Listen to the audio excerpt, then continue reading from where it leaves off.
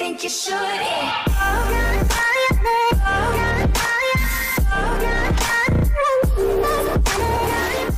Salve galera, mais uma vez aqui o professor Chagas e hoje para trazer nossa 8ª aula sobre a história de Goiás. Hoje nós vamos relembrar fatos relevantes da história goiana. Nós vamos começar aqui o crime da família Mateucci em 1976. 6 pessoas foram chacinadas a machadadas. Foi um mistério. Uma pessoa confessou o crime, mas continua esse mistério. A própria polícia acredita que essa pessoa que confessou o crime não tenha sido de fato o autor desses homicídios, né? Naquela época a polícia ela não era acompanhada pelo Ministério Público, então eles usavam vários métodos de tortura e faziam qualquer um confessar um crime, mesmo que não tenha sido a pessoa, através de métodos de tortura. Em 1987 nós tivemos o acidente com o Césio 137. 2 catadores de materiais recicláveis acharam uma máquina de radioterapia em uma clínica abandonada. Eles levaram essa máquina, venderam em um ferro velho. Ao desmontar, eles acharam um pó azul brilhante. Eles saíram jogando uns nos outros. Nessa história, 4 pessoas foram vítimas, né? Morreram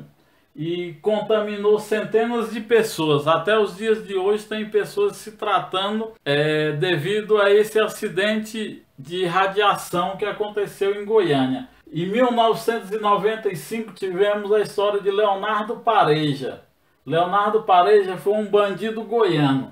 Ele teve a audácia de sequestrar a sobrinha de Antônio Carlos Magalhães, um influente político. Em 1996 ele liderou uma fuga espetacular do Ceipago. Foi transmitido em várias emissoras de televisão. Poucos dias depois ele foi assassinado com vários golpes de estilete no pescoço. Em 1998 nós tivemos a morte do cantor Leandro, da dupla Leandro e Leonardo. Leandro, ele foi vítima de um câncer pulmonar. Ele foi levado para os Estados Unidos, onde passou por um procedimento, mas infelizmente veio a falecer. Causou uma comoção nacional, né? Várias pessoas foram ao seu velório e foi aquela comoção. E hoje o seu irmão Leonardo segue aí em dupla com Eduardo Costa, um trabalho deles dois juntos. E temos também o sequestro de Wellington Camargo, irmão da dupla Zezé de Camargo e Luciano. 4 homens armados levaram Wellington Camargo.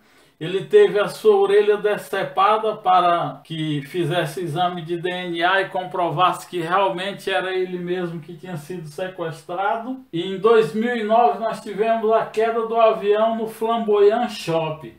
Kleber Barbosa Silva furtou um avião no aeroporto de Lusiânia, junto com sua filha Penélope Barbosa, de 5 anos.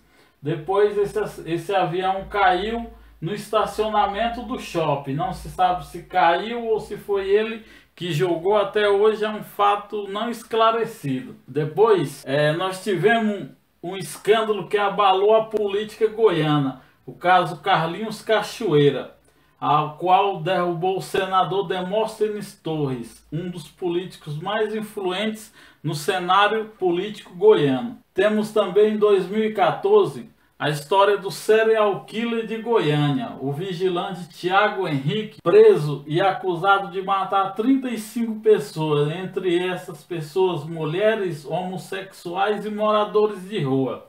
E também temos a morte do jogador Fernandão. Fernandão, como alguns lembram, né, ídolo do Goiás e do Internacional, faleceu de uma queda de helicóptero, né? Também foi um caso de comoção nacional. Tanto os torcedores do Goiás como do Internacional, né, tiveram aquela comoção com a morte desse grande atleta.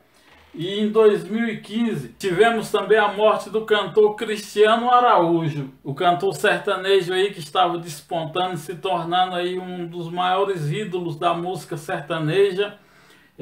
Foi vítima de um acidente automobilístico junto com a sua namorada Alana, né, a qual teve aquele grande escândalo em que os peritos e os auxiliares de autópsia publicaram nas redes sociais imagens da autópsia e foi aquele escândalo no Brasil inteiro, né? Falta de ética, aquela coisa toda que eles fizeram com o corpo do Cristiano. E o monstro de Lusiânia, todos lembram desse caso, que o pedreiro Ademar Jesus Silva assassinou 6 jovens. Ademar Jesus Silva era um maníaco sexual. Ele já havia sido condenado pelo mesmo crime de pedofilia. Ele já tinha abusado de 2 garotos, passou, se não me engano, 14 anos preso. Foi colocado em liberdade. Poucas semanas depois ele voltou de novo a cometer os mesmos crimes. Ele seduzia esses jovens, né, a troco de dinheiro, oferecia celulares, bens materiais. Esses jovens iam para um determinado local. Quando chegava lá, ele abusava do jovem e depois matava. E como foi um caso de repercussão nacional, a Polícia Federal entrou no caso e em poucos dias desvendou. A Polícia Federal chegou ao assassino. Ele foi preso, né, levado para a cadeia pública de Lusiânia, onde a população tentou invadir a delegacia para matá-lo.